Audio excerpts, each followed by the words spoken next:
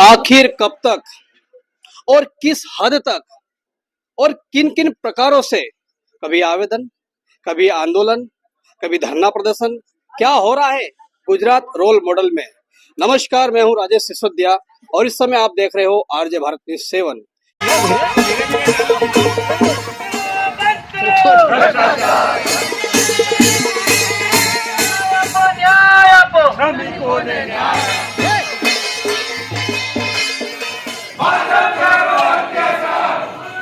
नमस्कार सर।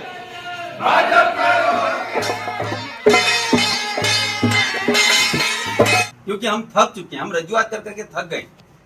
5-10 इंसानों को मिल जाता है काम, दूसरे को नहीं मिलता। दूसरी सामान्य प्रजा पैसे देती है, पैसे देने के बाद भी काम नहीं हो रहा। जब तक वो 500, 1000, 2000 नहीं दे तब तक उसकी फाइल अगले टेबल पे नहीं जाती। उसके लिए उसकी फाइल अटकी हुई। वो पैसे देने के बाद भी काम नहीं होता। कानून तो ये कहता है कि अगर तलाटी के पास जाके वो खड़ा रहता है तो उसको काम देना है।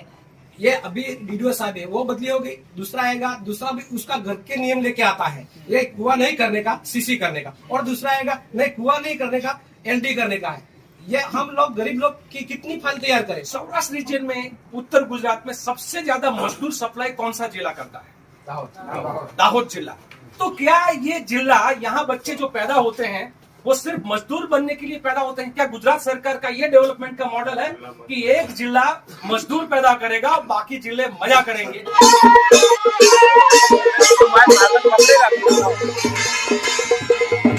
તાલુકા પંચાયતોમાં એવું જોવામાં આવ્યું છે અને અમારી પાસે એવા સબૂતો પણ છે કે જ્યાં સુધી એ લોકોને ટકાવારી નહીં આપવામાં આવે ત્યાં સુધી એક ટેબલ પરથી બીજા ટેબલ પર ફાઇલ જતી નથી. એટલે ખાસ તો ટકાવારીને કારણે ફાઇલો કાઢે.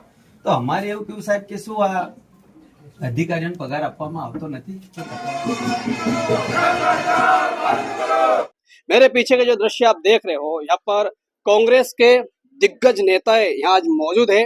इन्होंने आज दाहोद जिला कलेक्टर एवं दाहोद के डेवलपमेंट ऑफिसर को एक आवेदन पत्र दिया और साथ ही साथ 5 दिन की इन्होंने बात कही। तो क्या है पूरा मामला, आइए उनसे हम रूबरू चर्चा करते हैं। तो यहाँ पर हमारे साथ दाहोद गुजरात राज्य से दिग्गज कांग्रेस के नेता है, उन्हीं से हम रूबरू बात करेंगे। सर जी नमस्कार। नमस्ते। नमस्ते सर, आखिर ऐसा क्या हुआ कि आपको यहाँ गुजरात के दाहोद में आना पड़ा?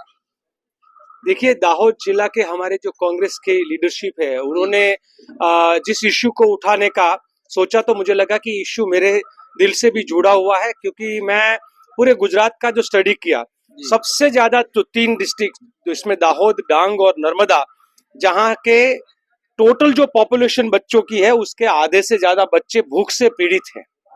और हम लोग ये कहते हैं जब बच्चे भूख से पीड़ित हो तो उसके माँ बाप भी पूरा धान नहीं खा सकते। तो जिस जिले की आधी जनता भूख से पीड़ित हो, माल नरिश हो, माल न्यूट्रिशन का इश्यू हो, और वहां सबसे ज्यादा जहां पर पलायन होता है सिर्फ रोजगार के लिए, और गुजरात की सरकार गुजरात मॉडल, वैसे तो हम उसको गुजरात मॉडल नहीं कहते हैं। पलायन कैसा? क्योंकि यहाँ तो झायडस हॉस्पिटल है, बड़े बड़े डैम बन रहे हैं, बड़े बड़े भी एयरपोर्ट बन रहा है, तो पलायन कैसा? What does mean migrate? आप दाहोद के बस स्टेशन में जाओगे और होली के बाद जो बसें चलती है उसको देखोगे तो पता चलेगा कि हर बस भर भर के वो मध्य और पश्चिम गुजरात और उत्तर गुजरात की ओर जाती है। क्योंकि यहाँ पर रोजगार का कोई ऑप्शन नहीं है। रोजगार के लिए जो सिंचाई का पानी होना चाहिए वो पर्याप्त पानी नहीं है यहाँ पर। कोई ना घर नल पहुंच चुके हैं सर। ये जो आपने सर्वे नहीं किया, ऐसा लग रहा है। बहुत अच्छी बात है। ये तो मैं बहुत बार भाषण किया हूँ। ये बोलते हैं नल से जल, हम बोलता है नल से छल। ये जो नल से छल किया है, और ये दाहोद की जनता और पूरे गुजरात में, वैसे पूरी पूर्व पट्टी में ये छल कर रहा है। मेरा सबसे बड़ा सवाल जो है कि जहाँ रोजगार नहीं है, जहां पर शिक्षा की व्यवस्था नहीं है, जहां पर डुप्लीकेट कचेरियां चल रही है, जहां पर आदिवासियों के नाम पर आया हुआ सरकार का, ऐसे सरकार का नहीं है, हमारे टैक्स के पैसों का जो फंड है वो फंड डायरेक्टली अफसर खा जाते हैं, और यहाँ पर मनरेगा के नाम पर मशीन चलते हैं। ये मानव की जगह पे मशीन से काम लेते हैं। हमारे अभी फतेहपुरा के साथी ने बताया कि जहां रोड नहीं बने हैं वहां रोड के बिल हैं, जहां कुआं नहीं बना है कुआं का बिल है। तो हर प्रकार का भ्रष्टाचार, यहाँ लोग नारा भी कहते हैं कि भाई भूख और भ्रष्टाचार।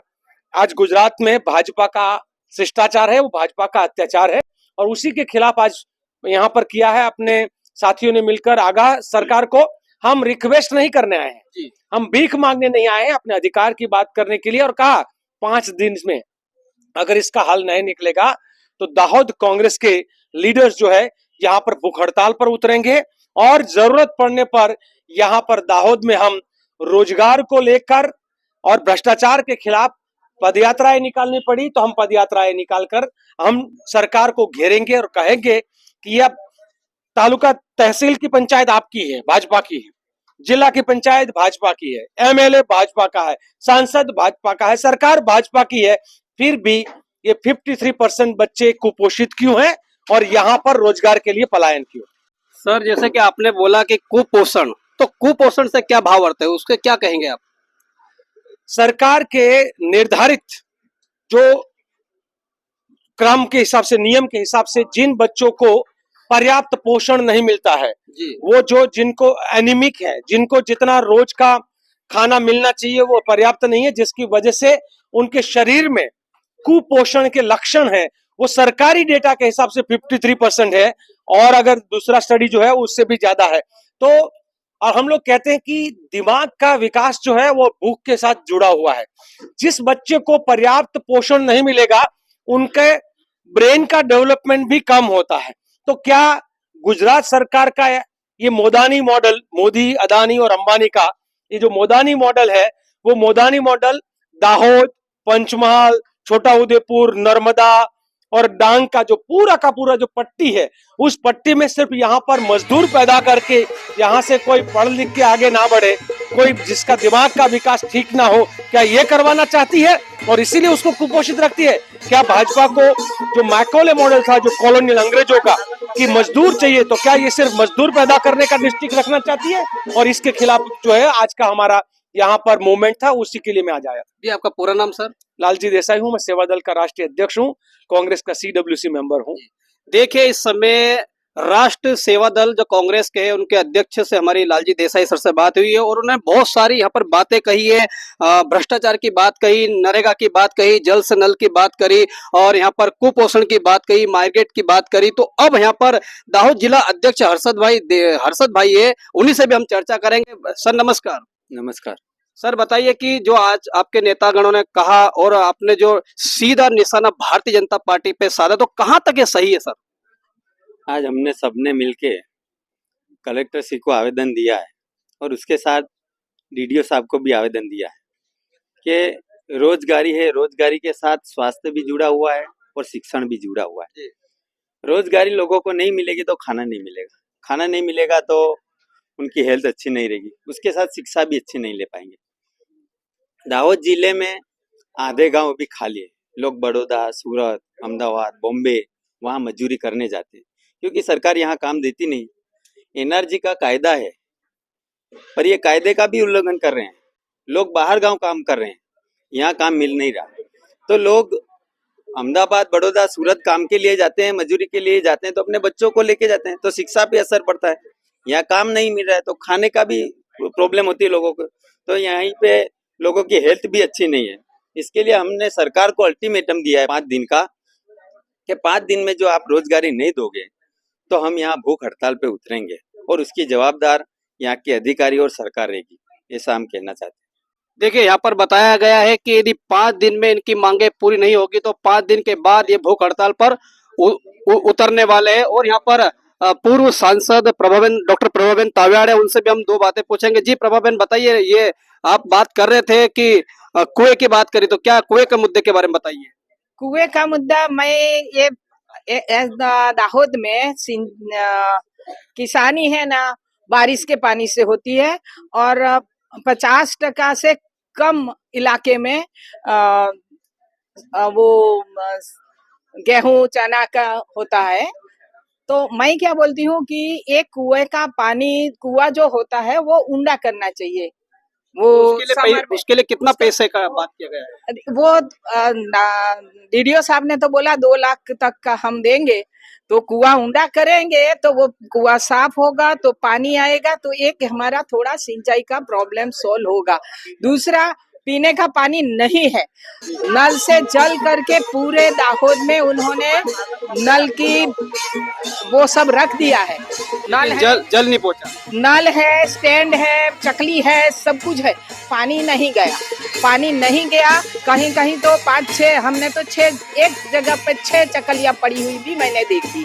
तो ये पीने का पानी, अभी तो समर की शुरुआत है और अभी से पानी का दिक्कत है। तो पानी के बारे में हमने बोला, पानी तो नहीं दिया है, मगर न, उसको जो घर वेरा की पहुंचाती है ना, उसमें उन्होंने पानी वेरा डाल दिया है और दूसरा डाल दिया है सफाई वेरा। पंचायत होती है तो पंचायत में एक अगर सफाई कर्मचारी आप रखते हो तो कुछ जरूरत पड़ी है तो काम, तो एक बंदे को नौकरी मिलती है। वो सफाई कर्मचारी नहीं रखते, मगर सफाई वेरो लोगों की जेब पे डालते। तो ये हमारी बात थी। और 5 किलोमीटर की रेंज में लोग अगर वहीवटी तंत्र अगर उसको काम देता है तो वो जो बहन है वो बाहर नहीं जाएगी मजदूरी के लिए, तो बच्चे भी घर पे रहेंगे और वो उनको खाना भी पूरा मिलेगा। तो कुपोषण, आपने एक सवाल पूछा कुपोषण, तो माँ के शरीर से जब बच्चा आता है तो 2.5 किलो से कम वजन का बच्चा आता है तो वो कुपोषित बच्चा बोला जाता है। और उसकी उम्र के हिसाब से जब बच्चा वेट कम होता है तो उसको कुपोषित बच्चा कहता है। और ब्रेन डेवलपमेंट 2 साल तक होता है। तो अच्छा इंसान डेवलप करने के लिए माँ के पेट से लेके 2 साल तक पोषण अच्छी तरह से मिलना चाहिए। ये हमारी बात थी। देखिए, डॉक्टर प्रभाबेन ताबियाड़ जो कि पूर्व दाहोद जिला के सांसद, उन्होंने बहुत बड़े सवाल यहाँ पर उठाए हैं। विशेषकर उन्होंने बात करी है कि जो हमारे देश का जो भविष्य है, बच्चे ही है, उनका ब्रेन का विकास होना चाहिए, कुपोषण दूर होना चाहिए, नल से जल की बात करी और कुएं की उन्होंने बात करी। ये सारी पूरी खबर देखने के बाद आप क्या कहना चाहेंगे? ये पूरी आपने गतिविधि देखी कि कांग्रेस के दिग्गज नेताओं ने भारतीय जनता पार्टी के ऊपर सीधा सीधा प्रहार किया है और सीधी सीधी उन्होंने बात कही है। तो आप क्या कहना चाहेंगे? कमेंट्स में लिख के हमें जरूर बताइए। जल्द मिलते हैं ऐसी कोई बड़ी खबर के साथ। जय हिंद, जय भारत, नमस्कार।